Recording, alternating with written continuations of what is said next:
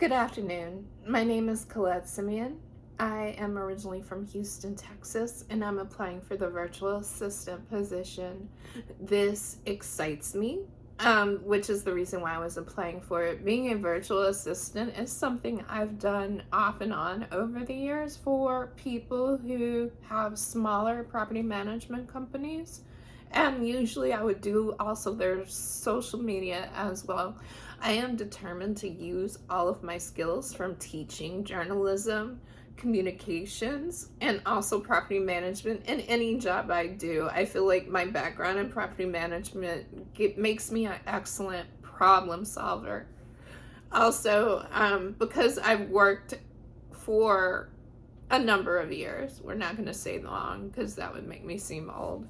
Because I've worked in various industries for a number of years, I'm also used to dealing with a group of diverse stakeholders, also from different factions. Even on one job or doing one property, you have an asset manager, you have an owner, you have a property manager, you might have a real estate director or something. So what I like to do is to get face to face with those people if it's possible, and if it's not possible, to do that virtually and ask them, what do they need me to do for X amount of time? So I can put that on my calendar so I can anticipate to give them those deliverables before they're needed, in case we have to proofread or they don't like something or we have to streamline something. And that also is fine, as I have no opinion about what I'm delivering. I'm delivering something to their needs and suited for them. So it's imperative for me to be able to make them the best deliverable, the best schedule, the best flight arrangements, the best itinerary, whatever they need. I'm adept with Windows. I'm adept with most computer programs. I'm an early adapter, meaning I was a virtual assistant in 2012.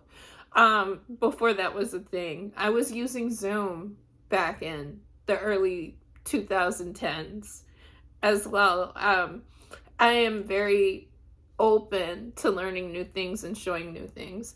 I'm also very open to making sure that I go above and beyond and I take care of things. One time I've gone above and beyond on a task without being asked to. I guess my best example, and the one I'm proudest about, is when I worked for the nonprofit So Others Might Eat.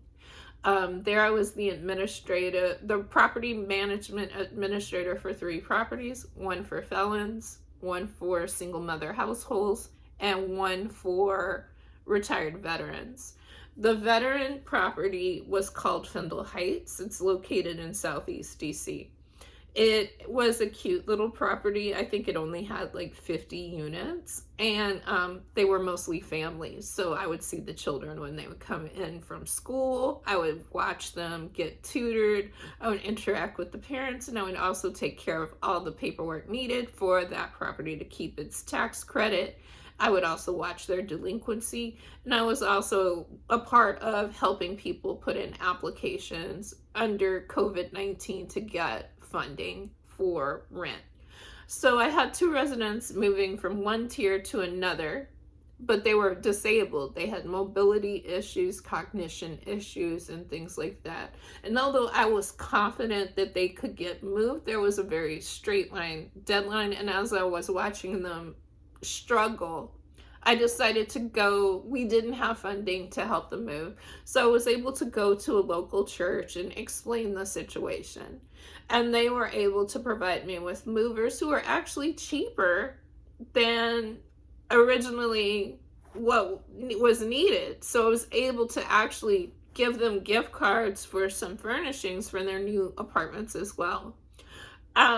I do love going above and beyond, and one of my examples of going above and beyond was when I had a resident who was on Section 8, a single mother, that was at Windsor at Fair Lakes. And She was arguing with the maintenance people. She was causing trouble. The reason why she was up for eviction anyway is she refused to pay her portion of rent until we gave her all new appliances, which she moved into an all new unit and everything was new.